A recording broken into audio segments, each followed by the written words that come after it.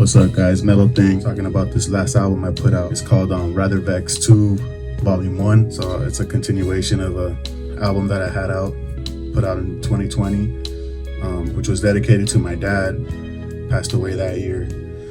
And this one right here, part 2, is dedicated to my mom, who passed away in 2023. You know, rest in peace to my parents. A lot of the times I'm making these songs and I don't tell them, yo, you know, like write about this or anything. Sometimes my beats, you know, I label them names of like things or something that's a reference to the beat. I don't usually like give them a theme, so kind of leaves it a little more open-ended to like whoever's writing to it. So I just wanted to go track by track right here, just explain a little bit of background of each song.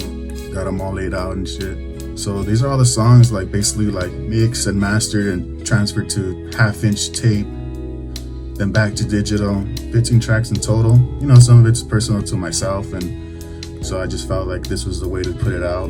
Even though some of the songs, as you'll learn, have been out for like a year or two or something like that. So really, most of this album was a 4-year process in the making. Took my time with it, made sure like, you know, making sure everything felt right or nothing was out of place and whatnot, stuff like that. So that was like a really intense and intentful process for myself. This first clip right here that we're gonna do. Throughout the album, this one, Rather Vex 1 or Rather Vex, and then Rather Vex 2, there's like clips in between all the songs that on Rather Vex 1, it featured a lot of like family outside of my actual dad on. So I didn't really get a lot of recordings of my dad on Rather Vex 1. So I'm always when I'm with family or stuff that feels important, I try to like capture it. So when I came into doing this new one, this Rather Vexxed II Volume I, you know, I had learned from not being able to capture my dad on record or video a lot from that. And so I was taking care of my mom towards the end of her life. So yeah, I was able to talk to her a lot, you know, hang out with her a lot. And, you know, I gathered a bunch of stories from her, you know, some that like she's told before, some I've never heard, and some that she just felt more comfortable sharing. I pass it along, you know, just how we've always done it. And so basically this first clip right here is not my mom. It's one of my mom's friends. So this was after my mom had passed away, and you know, you do the rosary. I don't know if a lot of you know what that is. You do the rosary, you pray for them for a certain amount of days to basically ensure they get into heaven, and people come around and, you know, say their stories about that person, you know. So this one of them I captured from a woman named Carolina, and yeah, so she came down and she just told this story about my mom. She played wedding planner basically for this her friend's daughter's wedding. That's the type of person my mom was. She was always like trying to make stuff happen. And so yeah, so this particular intro right here is one of those moments. Carolina basically says like, I have a very beautiful memory of your mom.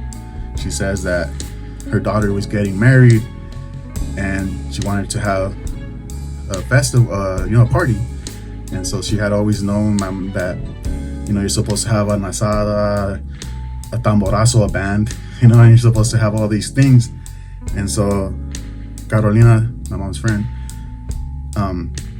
her daughter was dressing it, so she reached out to my mom. And my mom, she knew musicians, you know, she knew a bunch of bands. She worked at bars and restaurants and stuff like that. So she knew mariachis and all that.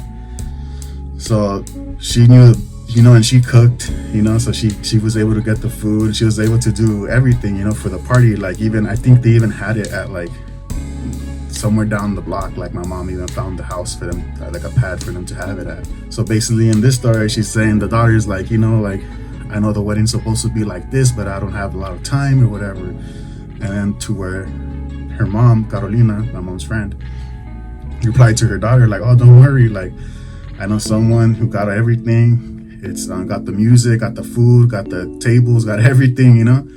And then so basically like the daughter says like, who? And then Carolina says Chole. That's basically what this intro clip is right here. I wanted to highlight like the type of person my mom was. So yeah, check it out.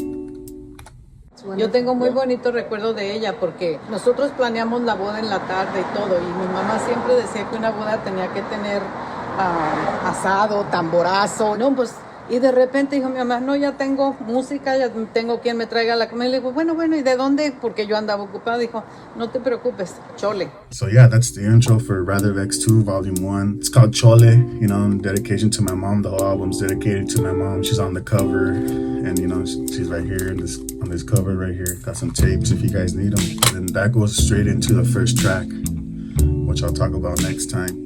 And appreciate you guys for tuning in. Mellow thing again, East LA, producer, beat maker, drummer. Let me know, mix, master, record if you guys need it.